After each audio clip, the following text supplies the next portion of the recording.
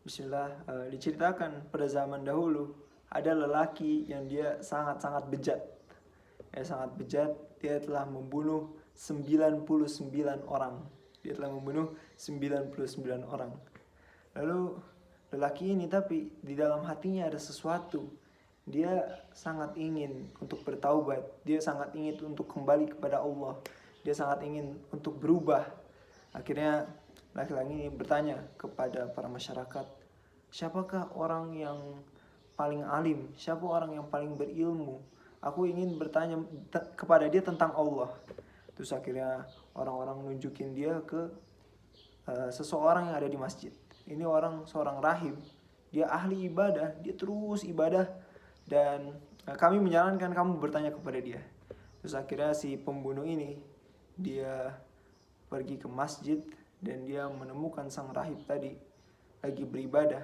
Setelah dia beribadah, maka sang pembunuh ini bertanya, wahai rahib, wahai ahli ibadah, aku telah membunuh 99 orang. Adakah kesempatan aku untuk bertaubat? Adakah kesempatan aku untuk kembali kepada Allah? Maka kata sang rahib tadi, ahli ibadah tadi, 99.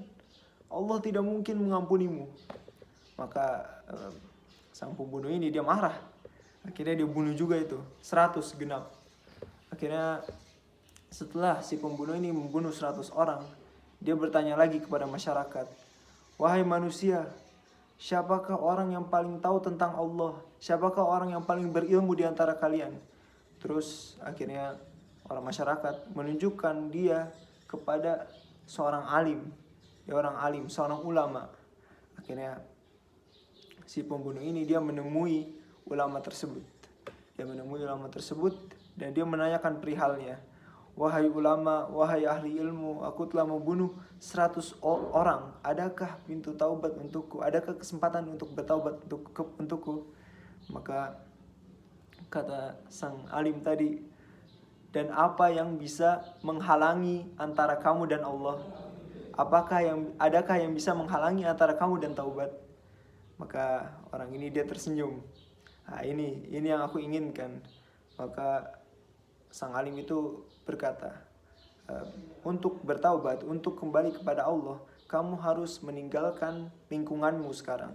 Lingkunganmu ini dia tidak mengajakmu kepada kebaikan, dia membuatmu tersesat. Tetapi pergilah ke kota di sana. Nah, kota di sana orang-orangnya mereka orang-orang baik dan mereka akan membantumu dalam taubatmu, dalam beribadah kepada Allah. Maka akhirnya karena orang ini dia benar-benar ingin bertaubat, si pembunuh ini dia benar-benar ingin bertaubat, dia membawa semua barangnya dan dia berangkat pergi ke kota kedua. Dan di perjalanan Allah mengambil nyawanya. Dan akhirnya turun 2 malaikat. Ada malaikat rahmat, malaikat kasih sayang, dan malaikat azab, malaikat siksa.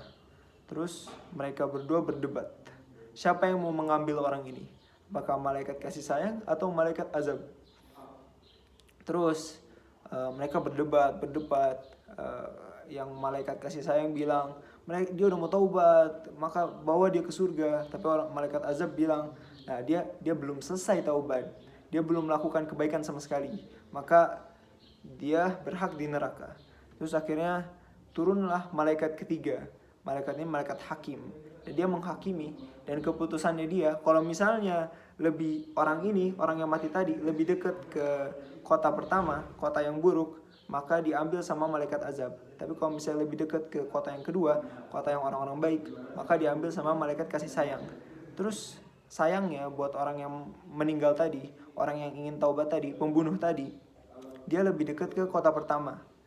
Dan ketika ingin diambil oleh malaikat azab, Allah menggerakkan bumi sampai lebih dekat ke kota kedua. Maka diambil oleh malaikat kasih sayang dan Allah mengampuninya, Allah memasukkannya dia ke dalam surga.